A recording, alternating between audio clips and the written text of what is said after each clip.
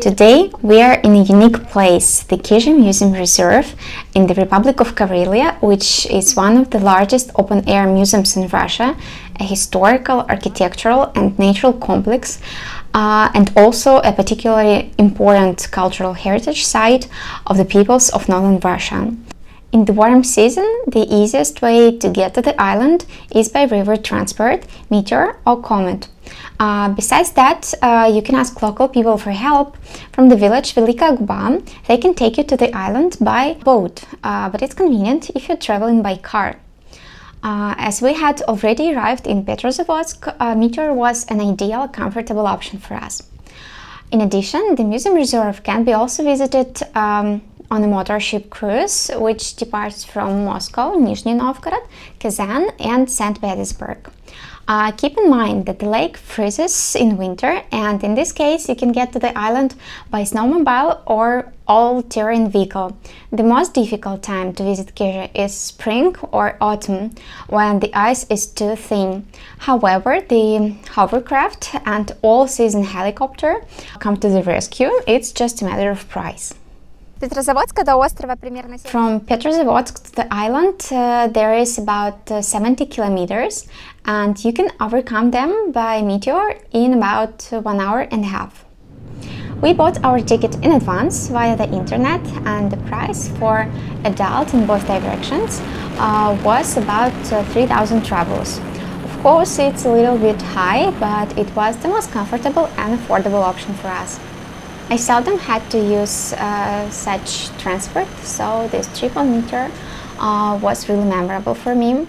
When boarding to the ship, we were given numbered badges, and this way staff recounts passengers on the way back and forth.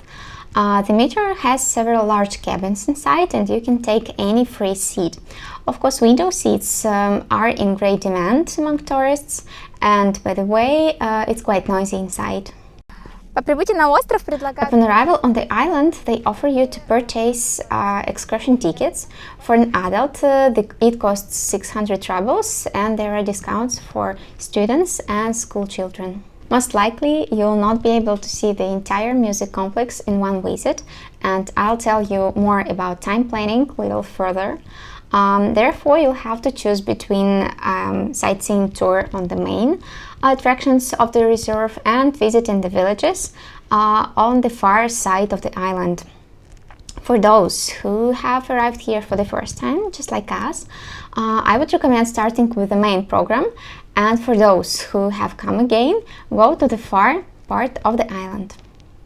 The excursion is very informative. It covers the 22-chapter church of the Transfiguration of the Lord, the estate of Zaunish peasant, the chapel of the Archangel Michael, a complex of agricultural buildings, the church of the Resurrection of Lazarus, which is considered one of the oldest preserved wooden churches in Russia, by the way.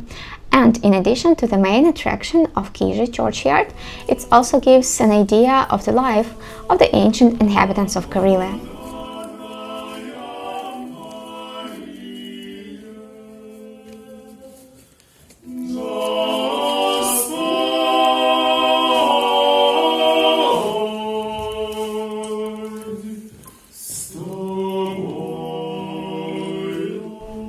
What we've learned from the excursion. First of all, we found out what the churchyard is. It was an administrative territorial division in ancient Russia, which was established by Princess Olga.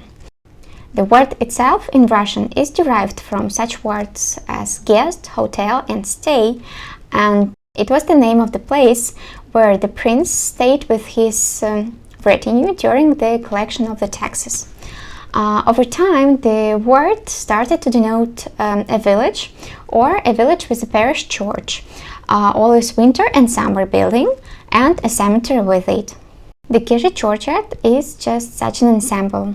Two buildings of the Church of the Transfiguration of the Lord, a heated one and summer one, a cemetery, and a bell tower of the 18th-19th centuries. And all this is surrounded by single fence, a reconstruction of the traditional fences of that time. There is a legend about talented carpenter Nestor, who worked on this piece of art. He cut down this 22-head church on a site of an old church, which was burned down by a lightning strike. It's believed that the master coped only with one axe and didn't use any single nail.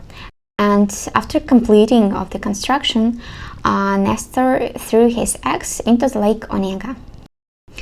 If we talk about local residents, it should be noted that initially the lands of the modern Republic of Karelia were inhabited by Finno-Ugric and Baltic Finnish tribes like Karelians, Sami and Vapsans. Today the Russian population prevails in Karelia. At the very beginning of the 1966, Kizhi State Historical and Architectural Museum was founded here. In addition to those buildings, which have survived on its places on the island, the museum complex also includes a large number of chapels, houses and outbuildings of Zauniech region and other regions of Karelia.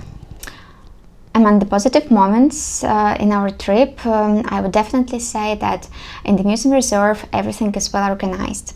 Right at the entrance you'll be offered to join the excursion group, and the guide will take you along the road, accompanying your promenade with a very rich story about history, culture and life of the indigenous people.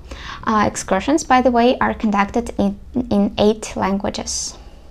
On the island, all the conditions for the comfortable stay has been created. For example, cellular communication, internet, restaurant, cashless payment and dry clothes.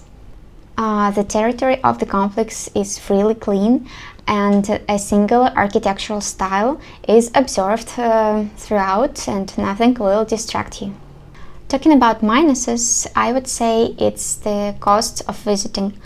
On a round-trip transfer for the family of 4 people will cost you about 9,500 rubles. And this is not counting the entrance to the museum, food, accommodation and your transportation costs to the Karelia. Meteor schedule also puts you in a tight time frames. Если говорить о планировании времени, то By 10 o'clock in the morning, we arrived to the sea terminal, and at 10:15, a meteor departs to the island of Kizhi. The journey takes you about an hour and a half, and it's 11:30 when we were already on the island. Our excursion began at about 12, and it lasted a bit more than 2 hours, and after that we were given an hour and a half of free time. So by 3:30 we'll arrive at the metro station, so that at 3:45 we'll go back to Petrozavodsk. In fact, there are about 4 hours between the arrival and departure of your meteor to the island. And of course, the biggest part of it usually spent on excursion. If you want to arrive earlier and get back later, you'll have to take separate tickets for the way to the island and back, and it will cost you a bit more.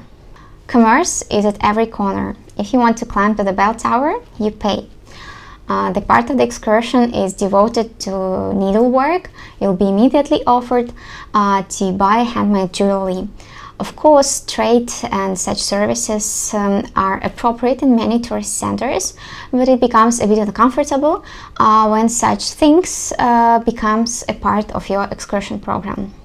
Вот и подходит к концу наш. So our second day in Petrozavodsk is approaching, and in general the impressions of the city are positive. We walked along the embankment of Lake Onega, went to the museum and tried the local cuisine. The main attraction for me will remain Kizhi, but in the city, frankly speaking, there is nothing much to do.